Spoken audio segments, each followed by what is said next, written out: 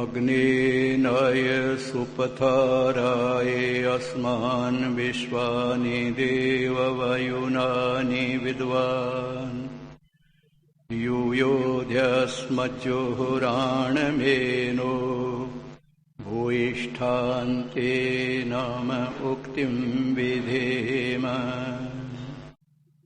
हे प्रकाशमय ईश्वर, हमको आप सुपथ पर ले जावें। आप्तजनों के समान उत्तम कर्मों को हम अपनावें। बचें पाप से, ज्ञान धर्म में वृद्धि निरंतर कर पावें। रहें सदा आनंदित हम, बन नम्र आपका यश गावें। रहें सदा आनंदित हम, बन नम्र आपका यश गावें। कल मैंने आपको बताया था, विनम्रता से व्यक्ति प्यार पा लेता है, अभिमान अहंकार से नहीं। हमारे ऋषि मुनियों ने एक ऐसा विकल्प दिया हमें जो संगठित रहने में बड़ा सहायक बनता है। जिस परिवार में हर छोटा बड़े को प्रणाम करता है, प्रातः सायं दोनों समय आश्रय लेता बड़ों के, उस परिवार में कभी विघटन नहीं होता, अशांति नहीं होती, तू तू मैं नहीं होती है, लगता कुछ भी नहीं है। चलो प्रणाम ही तो करना है।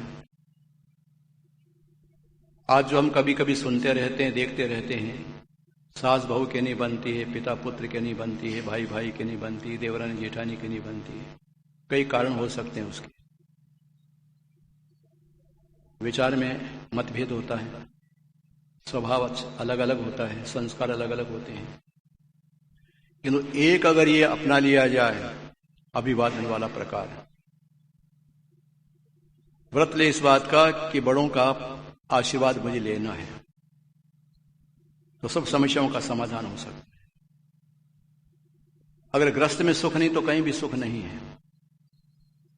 मैं नहीं कह रहा, मनु कह रहे हैं। गृहस्थाश्रम को ज्येष्ठ श्रेष्ठ ऋषि, वैदिक ऋषियों ने माना है। क्यों माना है? सृष्टि के अधिकांश सुखों का यही सुंदर, यही खजाना है। ऐसे आश्रम के द्वारा अगर शांति और सुख पाना है तो फिर वैदिक मर्यादाओं को विधिवत अपनाना है। हम गृहस्थी लोग सुख शांति से अपने जीवन के क्षणों को बिताएं, इसके लिए अति आवश्यक है हमें वैदिक मर्यादा का पालन करना चाहिए। और उसमें जैसा मैंने कल आपको बताया था, पंच महायज्ञ प्रत्येक गृहस्थी के लिए अनिवार्य है, ऐच्छिक नहीं, अनिवार्य, कंपल्सरी, करनी ही करनी है। पंच महायज्ञों की जहां नियम से करते हो, पंच महायज्ञों का पालन जहां नियम से करते हो, ध्यान सदा निज कर्तव्यों पर पूरा पूरा धरते हो, जहां धर्म की लहलाती हो मनमोहक फिर नित फुलवारी, वहां रहे सुख शांति सर्वदा, सुनो बात ये हितकारी। परिवार का प्रत्येक सदस्य ईश्वर के प्रति आस्थावान हो, ब्रह्मयज्ञ अर्थात उपासना करे। छोटे बच्चे भी गायत्री मंत्र बोले, सिखा दिया जाए उनको ओम बोलना, गायत्री मंत्र बोलना। ये प्रातःकाल का जो समय होता है, ये होता है उपासना के लिए। आप उस परिवार की कल्पना कीजिए जिस परिवार के सब लोग मिलकर के अग्निहोत्र करते हैं। बहुत छोटे बच्चों को छोड़ दीजिए,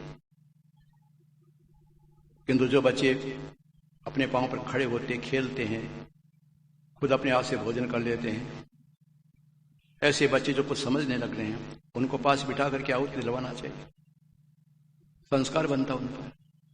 प्रसंग हमारा चला था 1 जनवरी को कि जो जन्म जन्मांतरों के संस्कार लेकर के हम आए हैं, उनमें शुभ संस्कारों को विकसित करना है और अशुभ है उनको दग्ध बीज करना, जलाना है।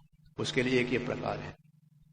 नियमित रूप से जो व्यक्ति उपासना करते हैं, तो जो शुभ संस्कार लेकर के आए हैं जीव हम, वो विकसित होते हैं, वृद्धि होती है उनमें, और अशुभ संस्कार उनका क्षय होने लग जाता है।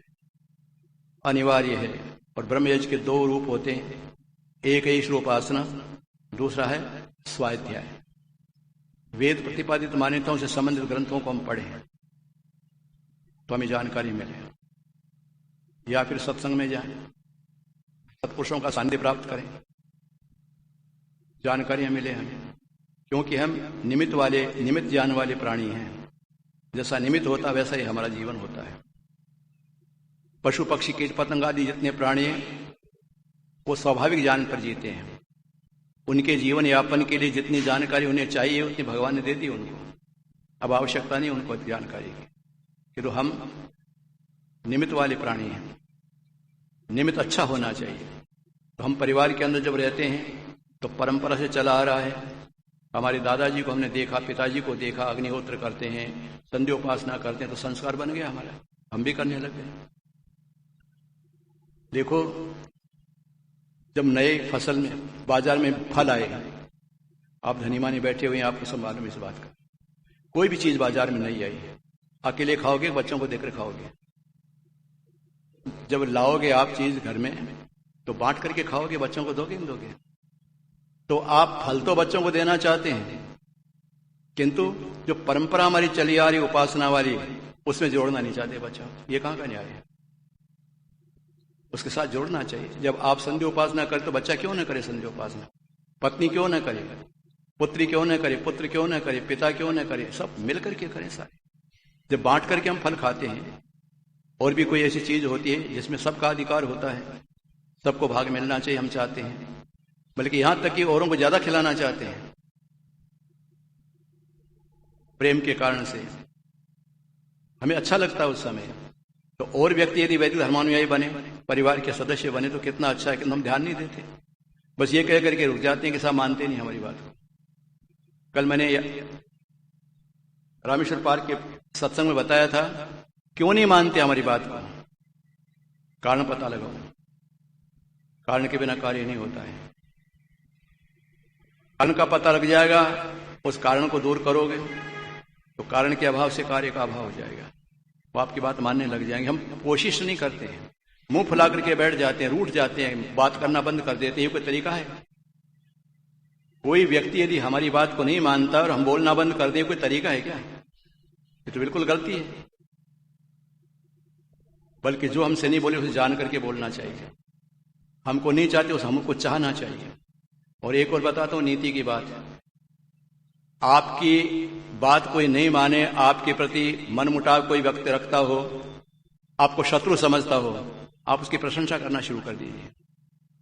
उस व्यक्ति के गुणों का गान करना शुरू कर दीजिए, भाई वो व्यक्ति बहुत अच्छा है।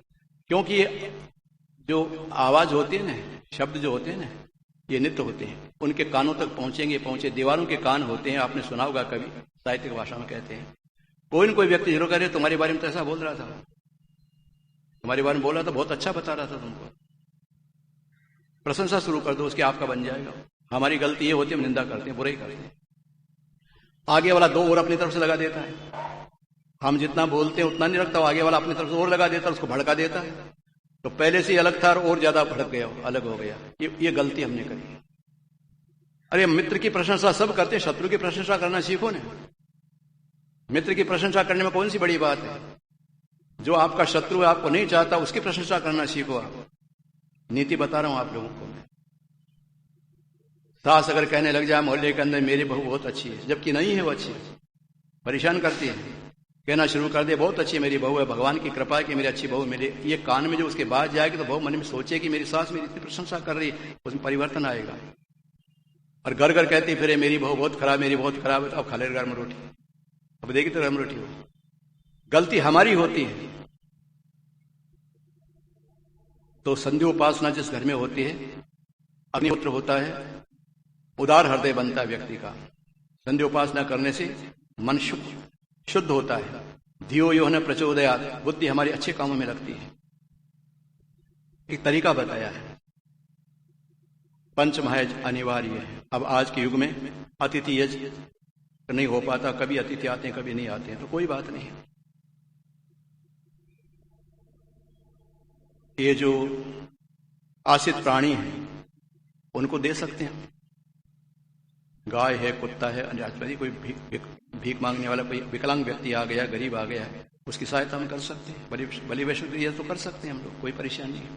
अपने घरों पर कभी कभी विद्वानों को बुलवा सकते हैं हवन करने के लिए, प्रवचन करने के लिए। पहले ऐसा होता था, कुल पुरोहित होता था पहले, जैसे आजकल फैमिली डॉक्टर होता है। पहले फैमिली डॉक्टर नहीं हुआ करते थे, कुल पुरोहित होते थे। वो संभालते थे एक सोसाइटी के अंदर, जैसे मान इतने परिवार रहते हैं तो सबके परिवारों को संभालते थे। बच्चों को शिक्षा तो कोई गड़बड़ होती नहीं थी। आज कुल पुरोहित कहाँ हमारे पास में? हमारे बच्चों को कोई नियंत्रित करने वाला है ही नहीं, उनको समझाने वाला कोई है ही नहीं। हम दोष देते रहते हैं हमारे लड़के बिगड़ गए, बिगड़े बिगड़ कुछ नहीं, तुमने सुधारा कहाँ इनको, बिगाड़ा तुमने। तो हमेशा इस बात का ध्यान रखो, नियमित रूप से जिन परिवारों के अंदर पंचमाही जो होते हैं, स्व शब्द का उच्चारण होता है, वेद मंत्रों की ध्वनि जहां पर आती है, वो घर नहीं मंदिर हैं। ऐसे परिवारों के व्यक्ति यश को प्राप्त करते हैं और अशांति से बच जाते हैं, दुखों से बच जाते हैं। इतना काम हमसे नहीं हो सकता। क्या परेशानी बताइए आप ये कह सकते हैं कभी कभी कि महंगाई के जमाने में घी बहुत महंगा है, सामग्री महंगी है, ऐसा है, तो कैसे हवन करेंगे? एक सप्ताह में एक बार करिए, 15 दिन में एक बार करिए। और आप में से तो कोई ऐसा है नहीं जो ऐसी बात कह सके। आप में से एक ऐसा कोई व्यक्ति नहीं जो ऐसा कहते कि महंगाई में नहीं कर सकते, और आपके लिए कोई महंगाई प्रश्न नहीं करती है। अरे आपके बच्चे 10-20 रुपए तो ऐसे ही खर्च कर देते हैं रोज के, तो क्या परेशानी है आपको? 15-20 रुपए अगर हम के नाम पर खर्च हो जाए तो क्या आपत्ति है? कर तो सकते हैं, करना तो पड़ेगा। आपका अवकाश नहीं, घर में महिलाओं का अवकाश है, वो कर सकती है। अग्निहोत्र होना ही चाहिए घर के अंदर, चाहे कुछ भी हो। मंत्र नहीं आते हैं, कोई चिंता की बात नहीं। ओम स्वाहा कहकर क्या होती है, इसमें कौन सा मंत्र पढ़ना है? गायत्री मंत्र लगभग सबको याद है। गायत्री मंत्र 11 आहुति दे दी, 21 आहुति दी, इतनी आपकी श्रद्धा है। तो अग्निहोत्र तो एक नियमित रूप बना लो, आप अग्निहोत्र करो। या जो उत्तरायण पर्व आ रहा है, मकर सौर संक्रांति, उस दिन आहुति देते समय व्रत लेकर के जाओ कि हमारे घर में रोज हवन होगा, चाहे कुछ भी हो जाए। अभी हमने दोनों समय घरों पर हवन शुरू किया था। पहले एक समय होता था, अब दोनों समय हो गया। प्रातःकाल सायंकाल परिवार के सब लोग बैठ करके हवन करते हैं। जो बाहर काम में चले जाए तो महिलाएं करती है, बच्चों को बिठाया करती, बच्चों में संस्कार बनते। छोटे छोटे बच्चों को सब मंत्र याद हो गए। बच्चों की स्मृति बहुत अच्छी होती है, उनको बिना किताब के याद हो गए। तो करने तो पड़ेगा नहीं है। अब बातें करते रहते हैं कोई, इससे तो कुछ होने वाला नहीं। तो हमारे ऋषि मुनियों ने ठीक कहा है, पंच महायज्ञों का पालन जहां नियम से होता हो, ध्यान निज कर्तव्यों पर पूरा पूरा धरते हो, जहां धर्म की रहलाती हो, मन मोहक नित्य फुलवारी, वहां रे सुख शांति सर्वदा सुनो बात ये हितकारी। जहां वेद की मर्यादा का पालन करते नर नारी, वहां रे सुख शांति सर्वदा सुनो बात ये हितकारी। उन्होंने बता दिया है, फिर शिकायत क्यों करते हो? फिर निवेदन करना चाहता हूं, अगर ग्रस्त में सुख नहीं तो कहीं भी सुख नहीं है। कितनी अनुकूलताएं हमारे लिए रहती है, और तो पराश्रित रहते हैं सब। आज के ब्रह्मचारियों की, साधुओं की बात नहीं कहता, वैदिकों की बात बता रहा हूं, जिनके पास कुछ नहीं होता था। ब्रह्मचारी पराश्रित होते थे, वानप्रस्थी पराश्रित होते थे, सन्यासी पराश्रित होते थे। हम ग्रस्तियों पर चलते थे, हम उनकी व्यवस्था करते थे। हमारे पास हर प्रकार की अनुकूलता, फिर दुख की बात का हमें।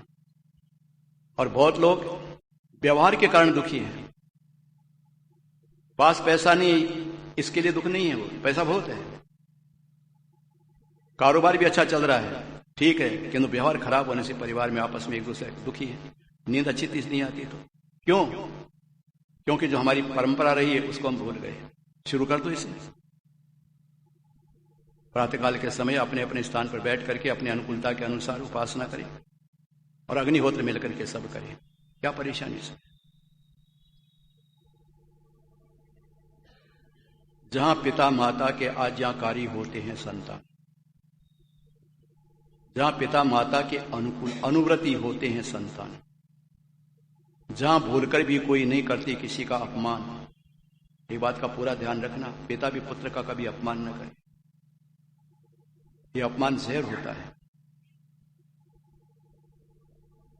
एक दूसरे के प्रति सम्मान की भावना रखें। ये तो मेरा बेटा है, मैं इसका बाप हूं, जिसका मतलब उसको झिड़कना, उसको डांटना, ये नहीं चलता। देखो 5 वर्ष तक का बालक जो होता है ना, उसको आप डांटे, बुरा नहीं लगेगा उसको, थोड़ी देर में भूल जाएगा। उसे छोटा थप्पड़ मारे, थोड़ी देर में भूल जाएगा। 10 वर्ष का हो जाए, आटा बंद कर देना, अब डांटना तो समझाना उसे, और 15 वर्ष का हो जाए तो उसको मित्र तो समझना उसे। यह है तरीका। अब मेरा बाल बच्चों का बाप हो गया मेरा बेटा, फिर भी डांट रहा हूं उसे, मेरे पोतों के सामने से डांट रहा हूं, कौन सहन करेगा इस बात को? व्यवहार हमारा ठीक होना चाहिए, और ये व्यवहार सिखाया हमारे ऋषि मुनियों ने। पंच महायजों के माध्यम से हमें जीने का ढंग सिखाया हमारे ऋषियों ने। पति पत्नी का कैसा संबंध होना चाहिए? प्राणों से प्रिय जहां पति पत्नी पति को अनुभव करती हो। बोलो, प्राण प्रिय कह तो देते हैं, प्राण प्रिय करते हैं, प्राण प्रिय कहाँ मानते हैं? झगड़े करते हैं। मैं अब तक नहीं समझ पाया हूं भाई, आप मेरे भुक्त हो गए नहीं, अब तक नहीं समझ पाया पति पत्नी किस बात का झगड़ा होता है। भाई भाई का तो जो बंटवारे का झगड़ा हो गया, चलो एक भाई दूसरे भाई से कहता है कि तू ज्यादा ले लिया पिता का, मेरे को मिला, चलो कोई बात नहीं। पति पत्नी किस बात का झगड़ा होता है समझ नहीं आता। क्योंकि मैं सुनता रहता हूं कई परिवारों के अंदर महीने में 15, 10, 5, 7 बार तो झगड़ा हो ही जाता है, और कोई तो रोज ही झगड़ा है। ये कहां का न्याय है? और रहते हैं कमाल, देखो आप, मैं तो हिम्मत मानता हूं इस बात को, झगड़ा भी करते हैं, साथ साथ रहे बच्चे पैदा करते हैं, सारा काम होता रहता है। कमाल है। अब लड़के जब लड़ते रहेंगे, लड़के लड़ झगड़ करके और बच्चा पैदा करें तो लड़का होगा, पुत्र नहीं होगा। वो लड़का पैदा होता है आजकल, पुत्र पैदा नहीं होता है, लड़ झगड़ के पैदा करते हैं। क्या जीवन बन गया है। व्रत करती हैं हमारे देश के अंदर, इतना मुझे मालूम नहीं है। करवा चौथ का व्रत करती है, और व्रत करती है पति की उम्र बढ़ाने के लिए, और प्रातःकाल सायं तक झगड़ा करती है। ये क्या तमाशा है? एक नियम बताया है, साथ रहना है। देखो, एक है व्यावहारिक सत्य और एक है वास्तविक सत्य। पहले मैंने बताया था ना आपको, आज के 3 दिन पहले के सत्संग में। व्यावहारिक सत्य क्या है? ये मेरा मकान है, ये व्यावहारिक सत्य है। ये मेरी पत्नी, ये मेरा पति है, ये मेरा पुत्र है, ये मेरे पिता है, ये व्यावहारिक सत्य है। वास्तविक सत्य नहीं है ये। न किसी की पत्नी है, न किसी का पति है, न किसी का मकान है, आए और चले गए। हमारे मकान में पता नहीं कौन रहेगा, वो पत्नी पता नहीं वो जीव कहां जाएगा, वो पति पता नहीं कहां वो जीव कहां जाएगा। ये वास्तविक सत्य है। थोड़ा सा गंभीर होकर के हम चिंतन करें तो किसके साथ झगड़ा करते हैं, क्यों झगड़ा करते हैं? तो होता है ऐसा। कभी कभी क्या होता है, परेशान हो जाते हैं व्यक्ति कलह के कारण से। इसके लिए एक बहुत अच्छी बात है, गंभीर हो जाइए। मैं आपको कुछ देना चाहता हूं, लीजिए मत। मैं आपको कुछ देना चाहता हूं, आप मत लो। आप क्या जबरदस्ती दूंगा मैं? क्योंकि गलती हमारी ये हो जाती है, मैं आपको दिया, आप ले लेते हो। आपने मुझे दिया, मैंने आप ले लिया। जैसे आपने मेरी बुराई करी, मेरा अपमान किया, और मैंने उसको स्वीकार कर लिया, बस गलती यही हो गई। आपने अपमान किया, करो, मैंने लिया ही नहीं। एक ने कहा कि तो आपको गाली दे रहा है कि ये दे रहा, मैं ले ही नहीं रहा हूं, तो झगड़ा किस बात का होगा? एक किसी ने किसी को गाली दी, अरे साहब आपको गाली दे रहा है कि दे तो दे रहा है, मैं ले ही नहीं रहा हूं गाली, झगड़ा किस बात का होगा? किंतु ये होता है, पकड़ के बैठ जाती है उस बात को। पति ने अपनी पत्नी को बहुत सुख दिया था, कभी कोई कारणवश दुख आ गया, उसको पकड़ के बैठ जाएगी। जितनी बार सुख दिया था उसको भूल जाएगी, वो याद रहेगा, वो दिन याद रहेगा। अच्छा, आपने उस दिन मुझे क्या कहा था? अरे तो अब तक बैठ के पकड़ के बैठी इस बात को, तेरे को 20 वर्ष हो गया, तेरे को कितना प्रेम दिया था, एक बार कर ऐसा कुछ हो दिया तो क्या हो गया उसमें? वो 20 वर्ष का प्रेम भूल जाती है। ये गलती हमारी होती है सबसे बड़ी।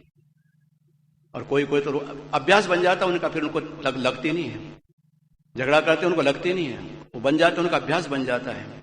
तो पति पीछे पड़ जाता है पत्नी के, बहुत परेशान करता है।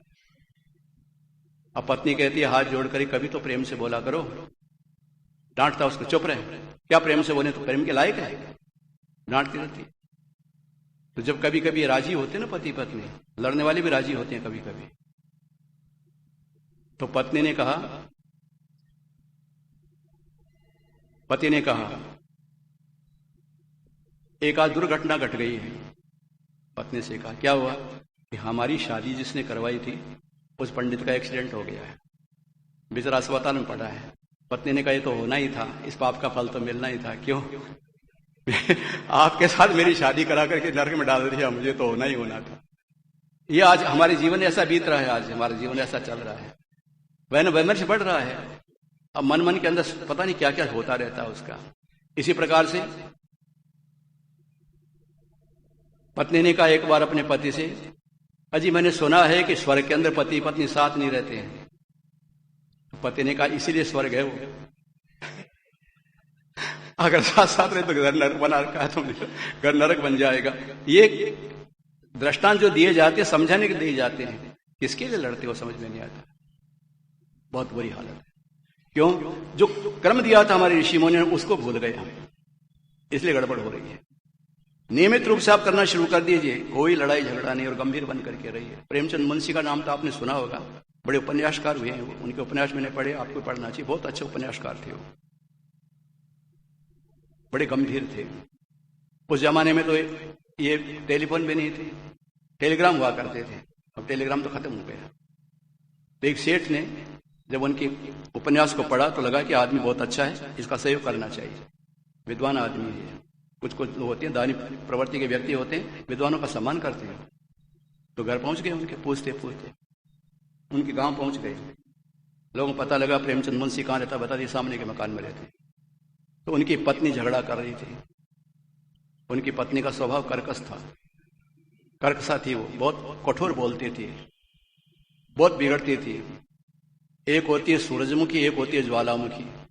अब आपके घरों के अंदर कौन सी मुखी है मुझे पता नहीं है, किसी घर में ज्वालामुखी होती है, किसी घर में सूरजमुखी होती है, क्योंकि चंद्रमुखी होती है। तो चंद्रमुखी नहीं थी, वो तो ज्वालामुखी थी। झगड़ा कर रही थी, जोर जोर से बोलते चीख रही थी, और प्रेमचंद मुंशी अपना लिख रहा था शांति से बैठा बैठा। जब वो सेठ गया अंदर, जाके देखा तो उस औरत ने देखा कोई आदमी आया तो हट गई वहां से। तो सबसे पहले उसने यही पूछा जाकर कि ये औरत कौन थी, झगड़ा करी कि मेरी धर्मपत्नी थी। ऐसी धर्मपत्नी आपके यहां पर है, इतने बड़े विद्वान हो कि इसी ने मुझे ऐसा बनाया है, इसने पीट पीट करके मुझे बहुत अच्छा बना दिया है। बार बार बार झगड़ते में गंभीर बन गया। रोज रोज की बात है, आप ऐसा मत करना, कभी ऐसा होगा नहीं, आप सहन नहीं कर सकोगे। प्रेमचंद कर सकता है सहन, ये बात, सहनशीलता बढ़ाओ अपनी। अरे कहने वाला कहता कहने दो ना उसको, क्यों तुम ऐसा करते हो समझ में नहीं आता है। मैंने कह दिया कि आदमी दुष्ट है, मेरे कहने से दुष्ट हो गया? सामान्य व्यक्ति नहीं, जो गेरवा कपड़ा पहनने वाले साधु संत योगी कहलाने वाले हैं, वो भी सहन नहीं कर पाते। क्या सीखा उन्होंने जीवन के अंदर अभी तक? जरा विचार करो। आपने मुझे कहा तुम दुष्ट हो, अब आप कहने से हो गया दुष्ट? आप सर्टिफिकेट आपका मान लूंगा मैं, और मैंने आपके लिए कह दिया कि आप बहुत सज्जन है, तो आप सज्जन हो गए मेरे कहने से? मैं कौन हूं या तो मैं जानता है, मेरा भगवान जानता है, मेरे साथ रहने वाले जानते हैं। उलझ जाऊं आपसे मैं, आप मुझसे उलझ जाए, ये कौन सा न्याय है? गंभीर बनकर के रहो परिवार के अंदर। गई आई बात अंदर उतरने मत दो ना, अंदर उतर जाए तो गड़बड़ करेगा। आयुर्वेद में लिखा है, और एलोपैथी डॉक्टर भी इस बात को मानते हैं कि जहर पेट में जाता तब आदमी मरता है, कंठ तक रहता तो नहीं मरता। ये पौराणिक कथा है ना कि समुद्र मंथन में जब विष निकला तो शंकर ने पिया था तो नीलकंठ बन गया, जहर कंठ तक रह गया उनके अंदर, उतरे पेट में तो आदमी मरेगा। हम उतरने दें, नहीं उतरने दें उसको। कई पत्नी ने कहा तो कहने दो, पति ने कहा तो कहने दो, सास ने कहा कहने दो, बस क्यों कहा हमें? अरे दिया उसने, अपने स्त्री का परिचय दिया उसने, तुम इसको क्यों इतना पकड़ करके बैठ गए? तो तुम्हारा जीवन कभी सुखमय नहीं बन सकता। गंभीर बन करके रहो तो जाकर के ठीक होगा। उनने एक ऐसा हमें विकल्प दे दिया हमारे ऋषि मुनियों ने, हम सुख शांति से घर में रह सकते हैं। जब घर में सुख नहीं मिलेगा तो कहां मिलेगा? और एक बात और सुनो, आप दुकान जाना चाहते हैं, अपनी फैक्ट्री में जाना चाहते हैं, ऑफिस में जाना चाहते हैं, जहां आपका व्यवसाय में जाना चाहते हैं, खेत में, जहां कहीं भी जाना चाहते हैं, और घर से प्रसन्न होकर के गए, मुस्कुराते हुए गए, और पत्नी ने कहा कि समय पर जल्दी आ जाना, विदा करने के लिए फाटक तक आपको, कैसा रहेगा बताओ? दुकान में बैठोगे आपका मस्तिष्क कैसा रहेगा? फैक्ट्री में जाओ कैसा रहेगा? झगड़ करके घर से जाओगे तो पहले से गर्म होकर के जाओगे घर से, तो ग्राहक के साथ कैसी बात करोगे? फैक्ट्री के मजदूरों के साथ कैसी बात करोगे आप? प्रसन्न होकर के घर से बाहर निकलो और प्रसन्न होकर के घर पर बाहर आओ। यहाँ सिंधी मार्केट में जब मैं जहांगीराम धर्मशाला में रहता था तो एक दुकान पर बैठा हुआ था, सही घटना बता रहा हूं आपको। 9 बज गए, उन्होंने कहा पंडित जी कार में चलना, मैं रिक्शा से आता था, यहाँ से कालूपुर से रिक्शा होता था, आ जाता था यहाँ। तो कहते, मैंने कहा चलो आज कार मिलेगी बैठने के लिए, तो बैठ गए वहां। अब धीरे धीरे दुकानें बंद होने लगी, दुकानें लोग बंद करने लगे। बंद शब्द नहीं कहते, शायद मंगल करने लगे, क्या हुआ, क्या शब्द बोलते हो, वो जरा अशुभ माना जाता है, मंगल करते हैं दुकानें, ऐसा करने लगे सब धीरे धीरे धीरे धीरे। अब वो सेठ जी नहीं उठे, मैं सही घटना बता रहा हूं आपको, नाम नहीं बताऊंगा। तो मैंने कहा सेठ जी बंद करो। कहाँ चलेंगे? कब चलोगे?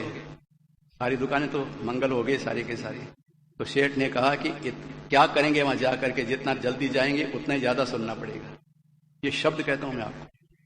शांति चला सबको, थोड़े समय के लिए रोटी खा के सो जाना, हमें करना क्या, हम जाके करेंगे क्या? अरे घर पर जाने का उत्सुक होना चाहिए कि मैं अपने बच्चों के बीच में जाऊंगा, अपनी पत्नी के साथ रहूंगा, अपने माता पिता के दर्शन करूंगा। उत्सुकता होनी चाहिए घर आने की। तो घर वालों को उत्सुकता होनी चाहिए, बल्कि वो पूछें दरवाजे बार बार जाके आज क्या बात हुई, सेठ जी आए क्यों नहीं, क्या कारण हुआ आज? लोग 9 बजे आ जाते हैं, आज 9:30 बज गए, क्यों नहीं आए? ये भाव होना चाहिए हमारा। तो तंग आ जाता है व्यक्ति पत्नी के व्यवहार से, पुत्रों के व्यवहार से, पिता के व्यवहार से, तो घर में आने का मन ही नहीं करता उसका। ऐसा जीवन होना चाहिए हमारा कि मन करे कि इतने जल्दी घर पहुंचे हम, घर चल करके इनके साथ। इतना प्रेम और भाव होना चाहिए। हम किससे प्रेम करते हो आप? जिनसे करना चाहिए उससे तो नहीं करते हो। जो अपने पिता से प्रेम नहीं कर सकता, परम पिता परमात्मा से क्या प्रेम करेगा? जो अपने पति से प्रेम नहीं कर सकती, वो जगतपति से क्या प्रेम करेगी? प्रेम में प्रभु का वास होता है। प्रेम से मिलकर के रहो तो ग्रस्त हमारा सुख शांति का धाम बन जाएगा। सुख बाहर नहीं है, शांति बाहर नहीं है, सुख हमारे अंदर है, भीतर है। अगर हम चाहें तो अपने सुख में वृद्धि कर सकते हैं, नहीं तो हमारी भूल का तो परिणाम होगा। हम अच्छे होते भी दुखी रहेंगे, सदा तनाव में रहेंगे, डिप्रेशन में रहेंगे सदा। ये कोई जीवन अच्छा जीवन नहीं है। जो बताया उसको चिंतन में लाना। शेष चर्चा हम कल करेंगे। आज सौभाग्य से शर्मा जी पधारे हुए हैं, शायद आपका परिचय होगा इनसे। ये एक पत्रिका निकालते हैं वैदिक संसार, उसमें मेरे लेख भी आते हैं और विद्वानों के लेख आते हैं। अच्छा हो कि आप आर्य समाज में इनके सदस्य बन जाएं। 1 महीने में एक पत्रिका आती है। पत्रिका है क्या पास नमूने के लिए? तो मैं अभी देंगे।